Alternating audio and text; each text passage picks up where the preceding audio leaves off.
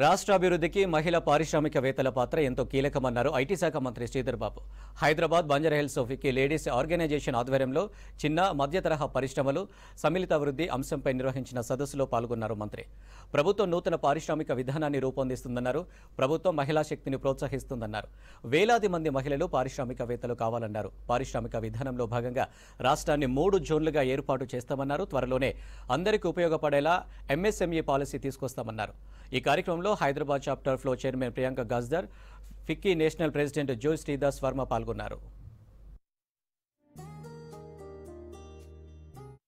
చిన్న మరియు సూక్ష్మ పరిశ్రమలకు ఉపయోగపడుతుందనే అంశంపై వారి పరంగా వచ్చే సజెషన్స్, సలహా సూచనల మేరకు రాబోయే కాలంలో ప్రధానంగా మహిళా శక్తిని ఇంకా మరింత ప్రోత్సాహం చేసే కార్యక్రమం రాష్ట్ర ప్రభుత్వం ఇప్పటికే అనేక కార్యక్రమాలను మహిళలను ప్రోత్సాహం చేయాలనే ఒక ప్రధానమైన ఉద్దేశంతో ముందుకు పోతా ఉన్న తరంలో పరిశ్రమలు కూడా పెద్ద ఎత్తున ముందుకొచ్చి కేవలం హైదరాబాద్ వరకే పరిమితం కాకుండా ద్వితీయ తృతీయ శ్రేణి టౌన్స్లో సిటీస్లో కూడా ఏర్పాటు చేసే ఆలోచన భాగంలో మరి మీరందరూ కూడా ముందుకు రావాలని మేము వారిని కోరటం జరిగింది.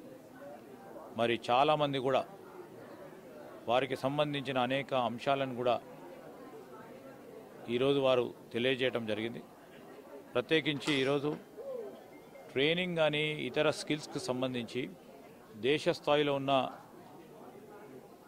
ఆర్గనైజేషన్కి సంబంధించిన, అదేవిధంగా ఫ్లో ఆర్గనైజేషన్కి సంబంధించిన చైర్మన్ గారితో ఇద్దరితో పాటు ఎంఓయూ కూడా చేయటం జరిగింది.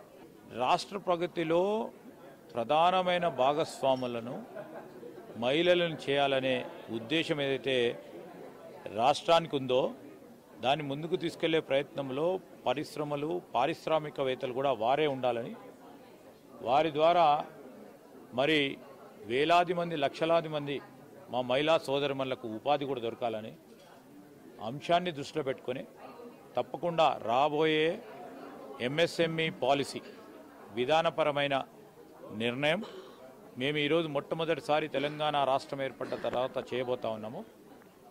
వారందరి సలహా సూచనలను తీసుకొని వారి ఇంకా ప్రోత్సాహం చేసే విధంగా మా ఎంఎస్ఎంఈ పాలసీని కూడా రూపొందించబోతా ఉన్నాం. అందుకోసం మేము ఇక్కడికి వచ్చి వారి సలహా సూచనలు తీసుకోవడంతో పాటు వారికి ప్రత్యేకంగా శుభాకాంక్షలు తెలియజేయడానికి